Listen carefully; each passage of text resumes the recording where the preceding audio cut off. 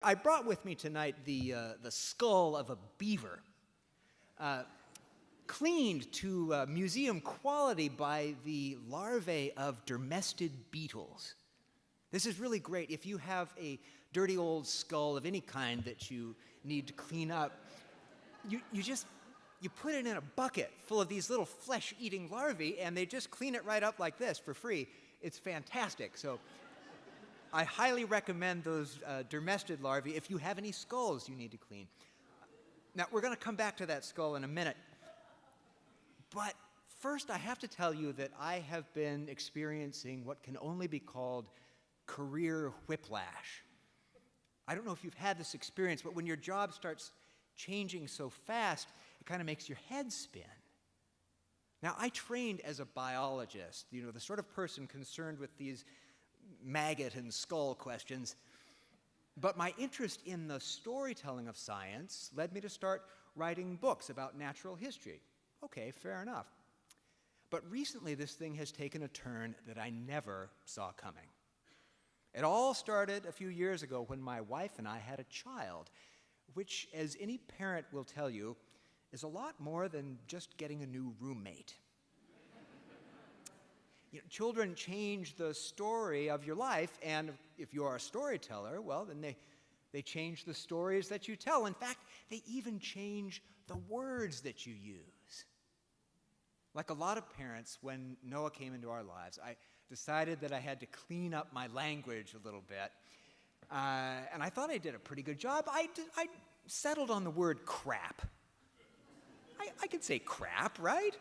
It's not so bad, and it's still kind of satisfying to say it. And Noah, he thinks this is hilarious, right? He loves this word because he knows whenever he hears Papa saying crap and crap, that I'm really getting worked up about something. So he and I were going fishing recently, and we were looking through the rule book for fishing, the Washington State regulations there, and they've got a page where they show pictures of all the different fish that you might be able to catch, and sure enough, there's one in there called the crappie.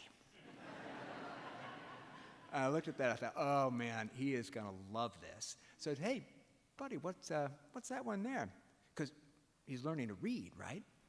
And he looks at it, and he can't quite make it out. He says, no, I don't know, Papa. And I said, oh, I think you do. It's a word that you've heard Papa say. And he looks at it again, and he says, Jesus Christ?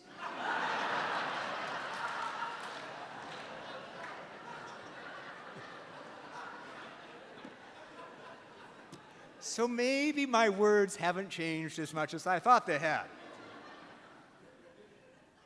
But I do know that my writing has changed. I can assure you that it has, because my writing has begun to rhyme. My son loves rhymes, right? So it's been the most natural thing in the world for me to start writing rhyming stories for my son. And now these things have started coming out as books, and I find myself at these events where people don't know me as a scientist or even as a nature writer. They know me as a children's book author. It's all a little bit disorienting. I can't even tidy up my desk anymore without becoming really confused.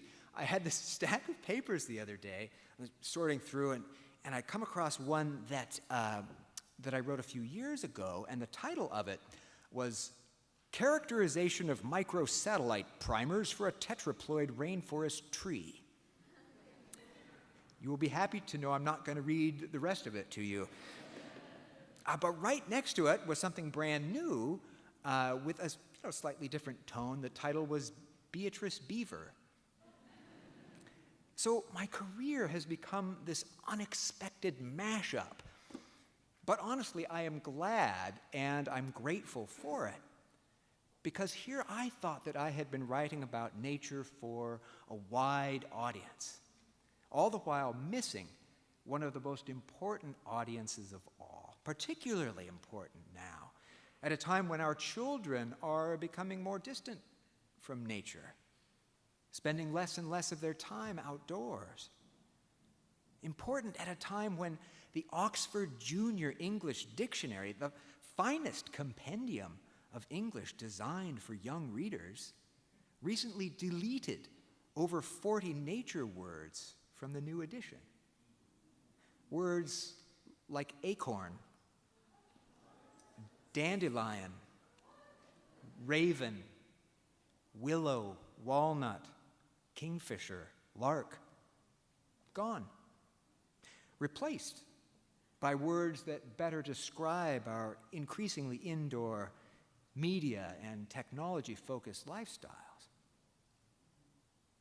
So I hope that you will agree with me that in a world where bullet point just replaced buttercup in the dictionary, we all need Beatrice Beaver more than ever before.